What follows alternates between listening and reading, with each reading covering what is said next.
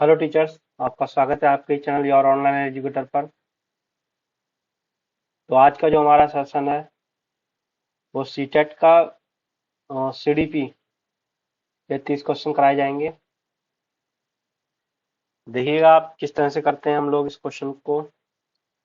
इसमें सबसे पहले इम्पोर्टेंट होता है पढ़ना। अगर आप पढ़कर सही से समझ लेंगे तो आप क्वेश्चन में क्या पूछा गया है इसको जब आप जान लेंगे एक बार, तो ऑप्शन को समझने में आपको काफ़ी हेल्प मिलेगी। और आप लोग इसको ध्यान से पढ़ा कीजिए। ये नहीं कि हमने पढ़ लिया और हमने क्वेश्चन समझे ही नहीं और फिर चारों चारों ऑप्शन पढ़ लिए, फिर हम सोच रहे हैं कि इसका क्या होगा। तभी समस्या होती है जब तक हम क्वेश्चन ध्यान से नहीं पढ़ेंगे। तो हम आज की क्लास स्टार्ट करते हैं। पहला क्वेश्चन है हमारा, निम्नलिखित में से कौन सा कौन सी संज्ञानात्मक क्रिया दी गई सूचना के विशेषण विश्लेषण के लिए प्रयोग में लाई जाती है। संज्ञानात्मक क्रिया, ठीक है, दी गई सूचना के विश्लेषणात्मक या विश्लेषण के लिए प्रयोग में लाई जाती है। वर्णन, पहचान करना, अंतर करना या वर्गीकृत करना। ठीक है। संज्ञानात्मक क्रिया की बात जब करते हैं तो हम उसकी क्या करते हैं, अंतर। ठीक है। विश्लेषण के लिए प्रयोग में अंतर के द्वारा किया जाता है। ठीक है। ये जो क्वेश्चन है ये हमारा पेडागोजी के संबंधित है। ठीक है। ये पेडागोजी क्या होती है, जब हम क्लास में बच्चों को पढ़ाते हैं तो बच्चों की जो समस्याएं होती हैं या पढ़ाते टाइम जो जो समस्याएं होती हैं वो बताई जाती हैं और उसके अनुरूप आप क्या उनके ऑप्शन लगाएंगे उसके बारे में नीचे दिया जाता है ऑप्शन। और फिर वो आपसे पूछता है कि इनमें चारों में से क्या सही है। लगते तो सब चारों ही सही हैं, लेकिन उस क्वेश्चन के अनुसार जो सबसे बेस्ट आंसर होता है वही देना है। ठीक है। इसमें है राजेश अति इसमें है लोलुप पाठक है। लोलुप मतलब स्लो स्लो पढ़ता है। ठीक है। यह अपने कोर्स की पुस्तकें पढ़ने के अतिरिक्त प्रायः पुस्तकालय आता है जाता है और भिन्न प्रकरणों पर पुस्तकें पढ़ता है।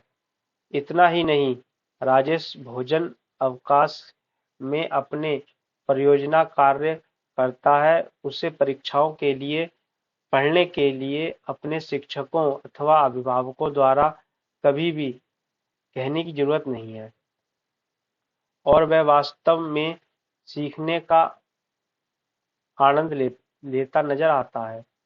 उसके उसे डैश के रूप में सर्वाधिक बेहतर रूप से वर्णित किया जा सकता है। कह रहा है कि वो जो जो राजेश है वो बहुत अच्छा पढ़ने वाला है। कभी भी कोई टीचर या कोई पेरेंट्स उससे पढ़ने के लिए नहीं कहते हैं। वह स्वयं ही अपने पठन कार्य को पूरी तरह से कर लेता है। ठीक है। तो इसके बारे में आप क्या कहेंगे? आंतरिक रूप से अभिप्रेरित शिक्षार्थी और या फिर तथ्य आधारित शिक्षार्थी या शिक्षक अभिप्रेरित शिक्षार्थी या मापन आधारित शिक्षार्थी। वह इसमें सीधा है, आंतरिक रूप से वह स्वयं से प्रेरित है। इसमें कहीं भी टीचर ने या किसी अभिभावक ने इसको प्रेरित नहीं किया। उसमें लिखा है कि वह खुद ही जाके अपने सारे काम कर लेता है और लाइब्रेरी में जाके पढ़ता है। ठीक है। तो वो आंतरिक रूप से प्रेरित है। क्वेश्चन 3 है, भाषा विकास से सहयोग करने का कौन सा तरीका गलत है? अगर हम भाषा विकास में सहयोग कर रहे हैं तो कौन सा तरीका गलत है? इसमें एक नेगेटिव होगा, बाकी 3 पॉजिटिव होंगे। पढ़ने से ही नेगेटिव और पॉजिटिव का पता चल जाएगा। बच्चों को बिना टोके प्रकरण पर बात करना या उसकी अपनी भाषा के प्रयोग को अमान्य करना। आ गया भाई नेगेटिव वर्ड। ठीक है। आपने पहचान लिया होगा, अमान्य करना कि हम बच्चे की उसकी खुद की भाषा को गलत ठहराए और बोले कि आप इस भाषा में नहीं, अपनी जिस भाषा को आप सीख रहे हैं जैसे कि इंग्लिश में, तो इंग्लिश में ही बात करें, तो ये गलत है। ठीक है। बाकी देखिए अवसर प्रदान, तो ये तो सब पॉजिटिव वर्ड है। आगे पढ़ने की जरूरत नहीं होती है और पढ़ लेना चाहिए समझने के लिए। मानव बुद्धि एवं विकास की समझ शिक्षक डैश को योग्य बनाती है। ठीक है। किस पे?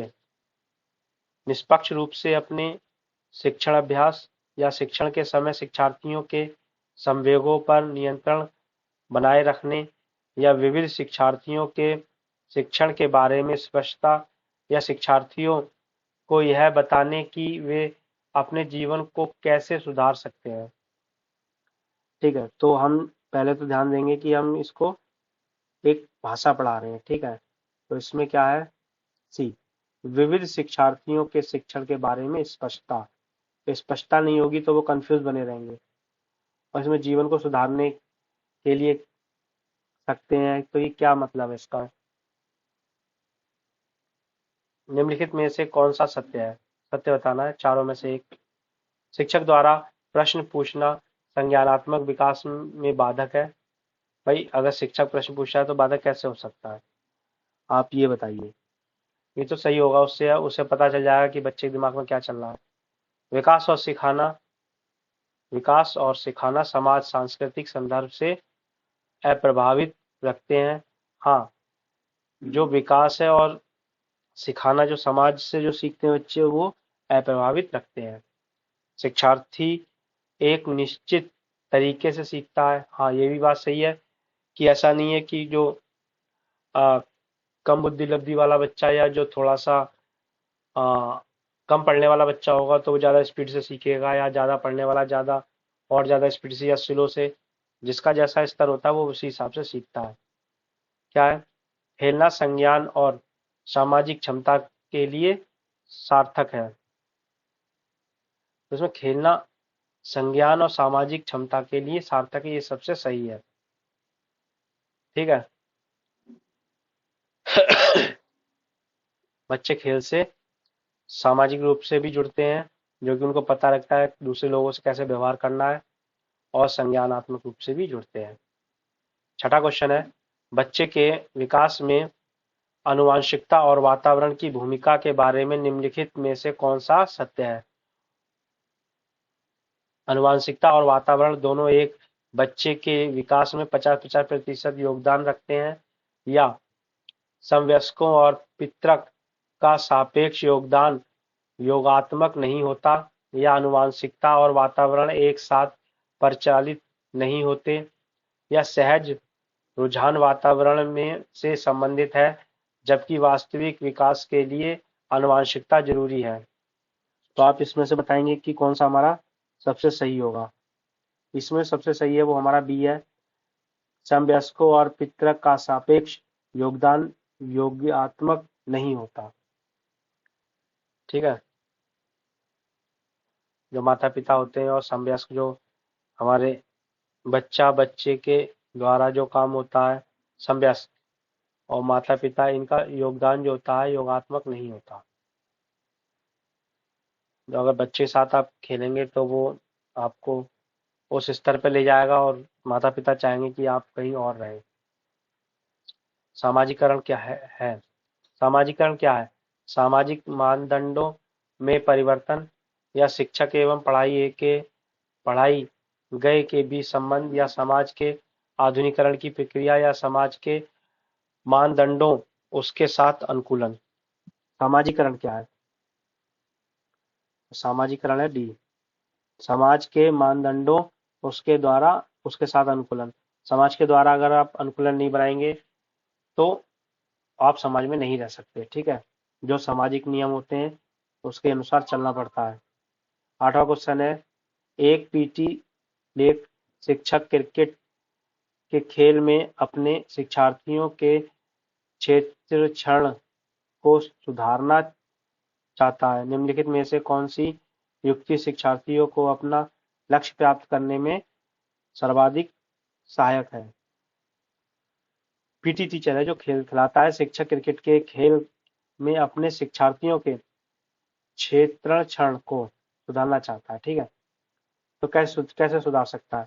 शिक्षार्थियों को क्षेत्रक्षण का अधिक अभ्यास करवाना, या शिक्षार्थियों को यह बताना कि क्षेत्रक्षण सीखना उसके लिए किस प्रकार महत्वपूर्ण है, या बेहतर क्षेत्रक्षण और सफलता की दर के पीछे के तर्क को स्पष्ट करना, या क्षेत्रक्षण को प्रदर्शित करना और शिक्षार्थी आकलन करेंगे, अवलोकन करेंगे सॉरी।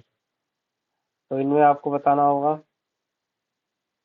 इसमें है जो हमारा वो है ए, शिक्षार्थियों को क्षेत्रण का अधिक अभ्यास कराना। देखिए जब प्रैक्टिस आप कराएंगे बार बार खेल की तो वो अच्छा निपुण होगा।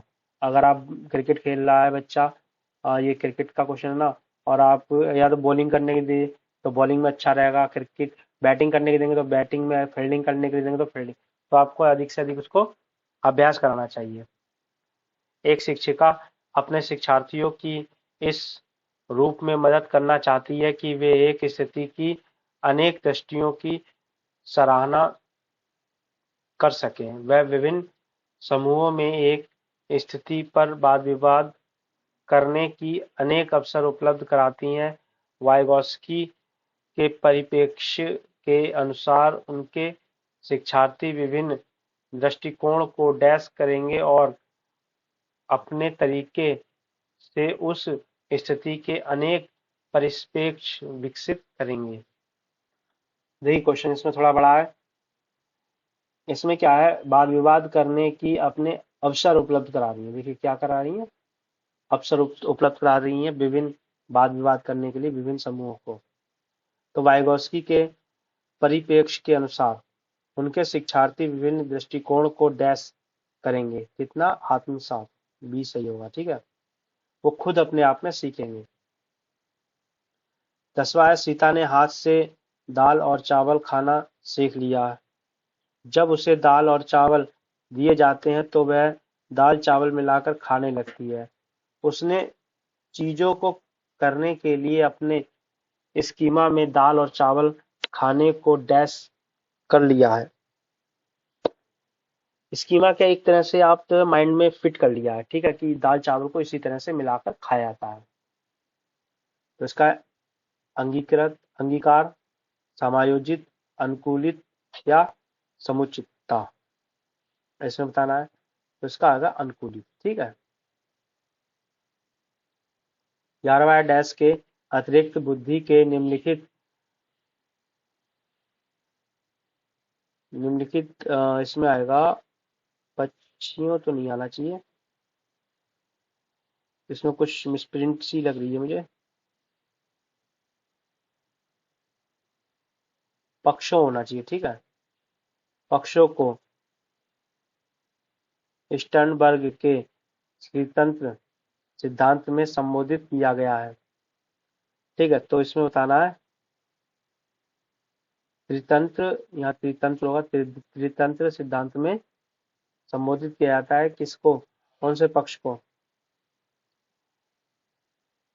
संदर्भगत या अवयवभूत या सामाजिक या अनुभवी।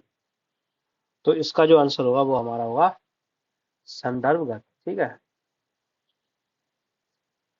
आगे चलते हैं 12वां।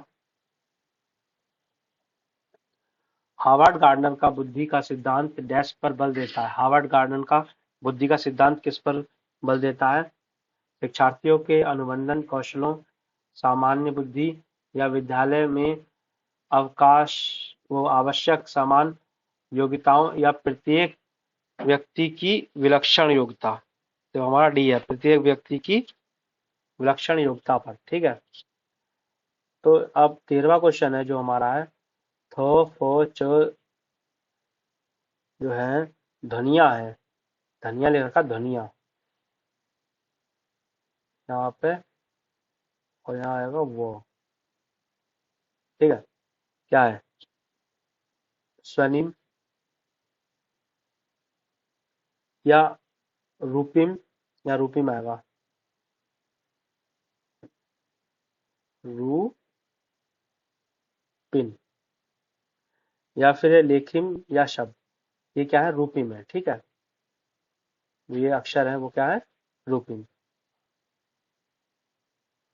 कक्षा में जेंडर रूढ़िवादिता से बचने के लिए एक शिक्षक को, रूढ़िवादिता से बचना चाह रहा है शिक्षक कि वो ऐसा कोई भी काम नहीं करना चाह रहा है कि बच्चों को लगे कि ये लड़का है लड़की है या अलग हम उसके साथ बिहेव कर रहे हैं। लड़कों को जोखिम उठाने और निर्भीक बनाने के लिए प्रोत्साहित करना, लड़के लड़कियों को एक साथ अपारंपरिक भूमिकाओं में रखना चाहिए। अच्छी लड़की अच्छा लड़का कहकर शिक्षार्थियों के अच्छे कार्य की सराहना करनी चाहिए। कुश्ती में भाग लेने के लिए लड़कियों को निरुत्साहित करना चाहिए। भाई निरुत्साहित करेंगे तो नेगेटिव वर्ड है ना, उसे बोलेंगे कि आप कुश्ती में भाग ना लें। और ये अच्छा लड़का अच्छा लड़की कह के आप उसे, इसमें भी नेगेटिविटी सी है। हमारा जो सबसे सही है वो बी, लड़के लड़कियों को एक साथ पारंपरिक भूमिकाओं में रखना चाहिए। ठीक है। विद्यालयों को किसके लिए व्यक्तिगत भिन्नताओं को पूरा करना चाहिए। विद्यालयों को किसके लिए व्यक्तिगत भिन्नताओं को पूरा करना चाहिए। व्यक्तिगत शिक्षार्थी को विशिष्ट होने की अनुभूति कराने के लिए कि आप बहुत अच्छे शिक्षार्थी हैं, ये करने के लिए, या व्यक्तिगत शिक्षार्थियों के मध्य खाई को कम करने के लिए, या शिक्षार्थियों के निष्पादन और योगात्म यो, योग्यताओं को सम्मान करने के लिए, या यह समझने के लिए कि क्या शिक्षार्थी सीखने के योग्य या अयोग्य है। इसका जो है वो हमारा चौथा होगा डी, यह समझने के लिए कि क्या शिक्षार्थी सीखने के योग्य है या अयोग्य है। ठीक है। 16 है, शिक्षार्थियों में वह व्यक्तिगत भिन्नताओं को संबोधित करने के लिए एक विद्यालय किस प्रकार का सहयोग उपलब्ध करवा सकता है। ठीक है, शिक्षार्थियों में व्यक्तिगत भिन्नता है तो विद्यालय किस प्रकार की सहायता उपलब्ध करा सकता है। सभी शिक्षार्थियों के लिए सामान्य स्तर की पाठ्यचर्या का अनुगमन करना, बाल केंद्रित पाठ्यचर्या का पालन करना और शिक्षार्थी को सीखने के अनेक अवसर उपलब्ध कराना। भाई अवसर भी आ गया और बाल केंद्रित भी आ गया, पॉजिटिव शब्द हैं बहुत ही अच्छे वाले। ठीक है, इस पर ध्यान देना है। शिक्षार्थियों के व्यक्तिगत भिन्नताओं को समाप्त करने के लिए हर संभव उपाय करना। ये तो समाप्ति कर रहे हैं। धीमी गति से सीखने वाले शिक्षार्थियों को विशेष विद्यालयों में, अच्छा यहाँ विद्यालय चेंज करने के लिए बोल रहे हैं, तो हमारा पॉजिटिव है बी। सतत और व्यापक मूल्यांकन डैश पर बल देते हैं।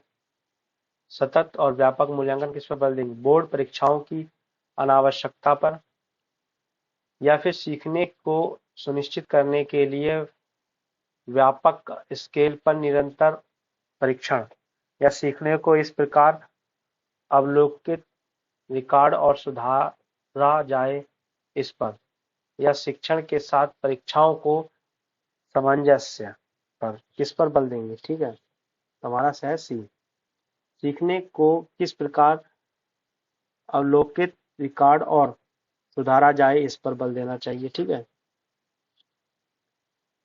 18 विद्यालय आधारित आकलन, विद्यालय पर किस तरह से आकलन करना चाहिए। शिक्षार्थियों और शिक्षकों को अगंभीर और लापरवाह बनाता है, या शिक्षा बोर्ड की जवाबदेही कम कर देता है, या सार्वभौमिक राष्ट्रीय मानकों की प्राप्ति में बाधा उत्पन्न करता है, या परिचित वातावरण में अधिक सीखने में सभी शिक्षार्थियों की मदद करता है। तो इसमें आपको बताना होगा, इसका जो सबसे है डी, परिचित वातावरण में अधिक सीखने में सभी शिक्षार्थियों की मदद करता है। ठीक है, विद्यालय आधारित आकलन इस तरह से, अगर आप परिचित वातावरण है आपका, सब देखा हुआ है, तो आप ज़्यादा से ज़्यादा सीखेंगे उसे। आप एक ऐसी जगह बैठा देंगे कि उसने वो चीज़ देखी नहीं कभी, तो उसे कन्फ्यूजन रहेगा। ठीक है, या नई जगह जाके बैठा दें, उसके आसपास का वातावरण उसको कंफर्टेबल ना लग रहा हो। 19वां है, सीखने की तत्परता डैश की ओर संकेत करती है। अगर किसी में सीखने की तत्परता है तो ये किसकी ओर संकेत कर रही है, थार्नडाइक का तत्परता का नियम, या शिक्षार्थियों को सामान्य योग्यता स्तर है ये, या सीखने के सातत्य में शिक्षार्थियों का वातावरण वो वर्तमान संज्ञानात्मक स्तर है, या सीखने के कार्य की प्रकृति को संतुष्ट करने में, इसमें बताना है। तो इसका जो है वो है सी, सीखने के सातत्य में शिक्षार्थियों का वर्तमान संज्ञानात्मक स्तर, जो प्रेजेंट है। 20वां है, एक शिक्षिका की कक्षा में कुछ शारीरिक विकलांगता वाले बच्चे हैं, निम्नलिखित में से उसके लिए क्या कहना सबसे उचित होगा। पोलियोग्रस्त बच्चे जब एक गाना प्रस्तुत करेंगे, भाई विकलांग बच्चे हैं, तो वो शिक्षिका क्या कहेगी उनसे कि जो हमारी क्लास में बैठे हैं सबके सब तो बोलेंगे कि जो ये पोलियोग्रस्त बच्चे हैं वो एक गाना प्रस्तुत करेंगे, तो ये सही नहीं रहेगा। दूसरा है, पहिया कुर्सी वाले बच्चे, इस तरह से भी हम किसी को संबोधित नहीं कर सकते। तीसरा, शारीरिक रूप से असुविधाग्रस्त बच्चे कक्षा में, या है मोहन खेल के मैदान में जाने के लिए आप अपनी पैसा क्यों का प्रयोग क्यों नहीं करते। तो आप इसमें जो है ये पैसा नहीं आएगा, बैसाखियों आएगा यहाँ पे, बैसाखियों का प्रयोग क्यों नहीं करते। तो ये बैसाखी और पहिया और ये पोलियोग्रस्त की तो नेगेटिव वर्ड है ना, तो सबसे पहले अच्छा आएगा सी, शारीरिक रूप से असुविधाग्रस्त बच्चे कक्षा में ही कोई वैकल्पिक गतिविधि कर सकते हैं। ठीक है। 21वां है, डैश के अतिरिक्त निम्नलिखित सभी के कारण अधिगम अक्षमता उत्पन्न हो सकती है। तो किसके कारण सभी के लिए अधिगम अक्षमता उत्पन्न हो सकती है। सांस्कृतिक कारक, या सेरेब्रल डिस्फेक्शन, या संवेगात्मक विघटन, या व्यवहारगत विघटन। तो आप इसमें बताएंगे चारों में से। इसमें क्या होगा, चौथा सांस्कृतिक कारक, सांस्कृतिक कारक के अतिरिक्त निम्नलिखित सभी के कारण अधिगम अक्षमता उत्पन्न हो सकती है। सांस्कृतिक कार्यक्रम के अलावा इन तीनों के कारण अधिगम में अक्षमता उत्पन्न हो सकती है। ठीक है। 22वां है, एक समावेशी विद्यालय जिसमें हर प्रकार का बच्चा पढ़ रहा है। ठीक है। समावेशी से मतलब शिक्षार्थियों की निर्योग्यता के अनुसार उनकी सीखने की आवश्यकताओं को निर्धारित करता है, कि जो शिक्षार्थी जितना सीख सकता है उसको उतना ही कार्य दें या फिर उसको उतने ही नंबर दे, और निर्धारित कर दिया। ठीक है। तो यह शिक्षार्थियों की क्षमताओं की परवाह किए बिना सभी के अधिगम परिणामों को सुधारने के लिए प्रतिबद्ध होता है, या ये क्षमताओं को नहीं देख रहा है, वो सिर्फ ये देखा सबके सब सुधरें। ठीक है। शिक्षार्थियों के मध्य अंतर करता है, और विशेष रूप से समक्ष बच्चों के लिए कम चुनौतीपूर्ण, अब इसमें भी अंतर कर रहा है वो, जो कम मतलब कि आईक्यू वाले कोई बच्चे हैं या फिर दिव्यांग है, उनके लिए जो उनका जो प्रैक्टिस है या फिर जो उनका टेस्ट है वो हल्का रख रहे हैं। ठीक है। या डी, विशेष रूप से योग्य शिक्षार्थियों के अधिगम परिणामों को सुधारने के लिए विशिष्ट रूप से प्रतिबद्ध होता है। ठीक है। तो आप बताना इसमें से कौन सा है। तो इसमें जो हमें सबसे सही लगा वो बी है, शिक्षार्थियों की क्षमताओं की परवाह किए बिना सभी के अधिगम परिणामों को सुधारने के लिए प्रतिबद्ध है। ठीक है।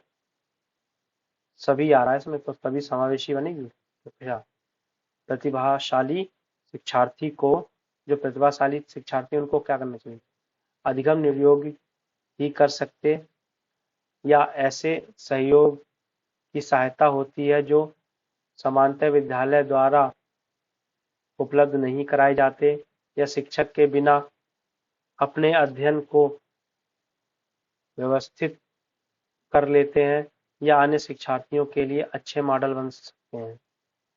तो आप इनमें से बताएंगे कौन सा सही रहेगा। बी बड़ा भी है और सही भी है, ऐसे सहयोग की सहायता होती है जो सामान्यतः विद्यालय द्वारा उपलब्ध नहीं कराए जाते। डैश के कारण प्रतिभाशाली होते हैं। किसके कारण प्रतिभाशाली होते हैं? मनोसामाजिक कार्य को, आनुवांशिक रचना या वातावरणीय अभिप्रेरणा, या 2 और 3, मतलब बी और सी संयोजन, दोनों के दोनों से। तो उसमें डी आएगा हमारा। आनुवांशिक भी होता है और वातावरणीय भी होता है। ठीक है। बच्चों में सीखने और सुनने के लिए अधिगम योग्य वातावरण के लिए निम्नलिखित में से कौन सा उपयुक्त है? सीखने और सुनने के लिए। ठीक है। शिक्षार्थियों को यह छूट देनी चाहिए देना कि क्या सीखना है और कैसे सीखना है। एक लंबे समय के लिए निष्क्रिय रूप से सुनना, निरंतर गृह कार्य देते रहना, ये भी देखो गलत, नेगेटिव है। लंबे समय से सिर्फ सुनते ही जा रहे हैं। और गृह कार्य भी गलत है। सीखने वाले द्वारा व्यक्तिगत कार्य करना। तो इसमें हमने आपको बता रखा है, जब समझ में ना आए तो बड़ा है, वरना बड़ा तो इसका है ही सही। शिक्षार्थियों को यह छूट देनी चाहिए कि वह कैसे और सीख सकते हैं, कैसे सीखना है। ठीक है। गति कौशल में अधिगम निर्योग्यता डैश कहलाती है। मतलब गति कौशल, वो हाथ पैर नहीं हिला पाता है, ऐसा कुछ होता है, तो उसमें कौन सी निरोगिता होती है? डिस्फ्रेजिया, डिस्प्रैक्सिया, डिसकैल्कुलिया, डिसलेक्सिया। डिलेक्सिया में वही बोलने के संबंधी, लेक्चर, कैलकुलिया कैलकुलेटर, मैथ, डिस्प्रैक्सिया होगा इसका। ठीक है। उसके बाद है अधिगम निर्योग्यता। अधिगम निर्योग्यता में क्या है? समुचित निवेश के साथ सुधार योग्य नहीं होती। एक स्थिर अवस्था है, एक स्थिर अवस्था, एक चर अवस्था है, या जरूरी नहीं कि कार्य पद्धति ही होनी चाहिए। ठीक है। इन चारों में से कौन सा होगा वो बताना है। तो ये है एक चर अवस्था। ठीक है।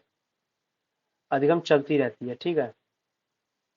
डैश के अतिरिक्त निम्नलिखित समस्या समाधान की प्रक्रिया के चरण: परिणामों की आशा करना, समस्या को पहचानना, समस्या का छोटे हिस्सों में बांटना, या संभावित युक्तियों को खोजना।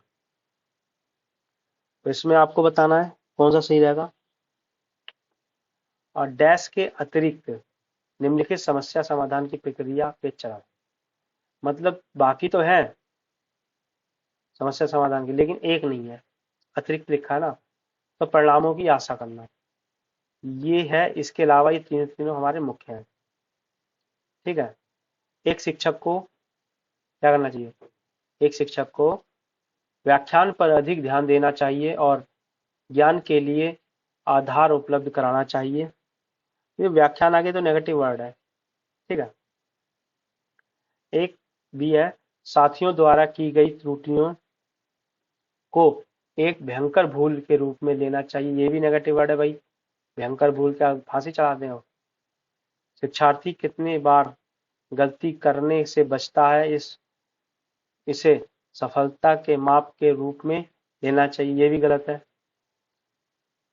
जब शिक्षार्थी विचारों को संप्रेषित करने की कोशिश कर रहे हो तो उन्हें ठीक नहीं करना चाहिए।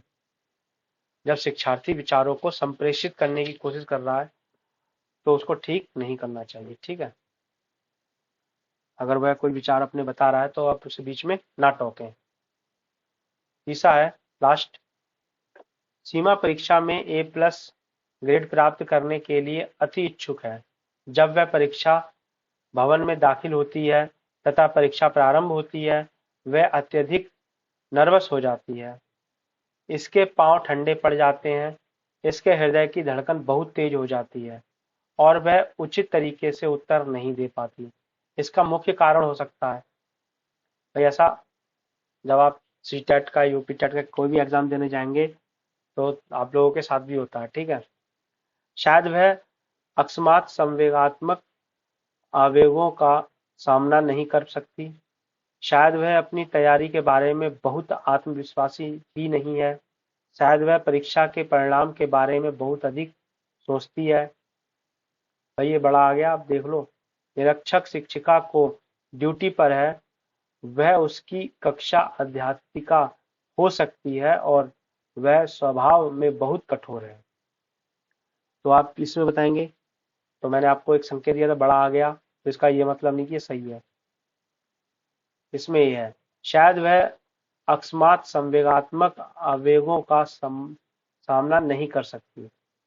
अकस्मात मतलब अचानक से, जो भाई वो एग्जाम देने जा रही हो और ऐसा इसने कभी भी फील ना किया हो, बोर्ड का एग्जाम हो, पहली बार देने जा रही हो, समझ रहे हो ना बात को।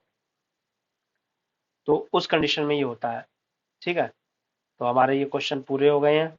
उम्मीद है आपको आज की क्लास अच्छी लगी होगी। देखने के लिए धन्यवाद।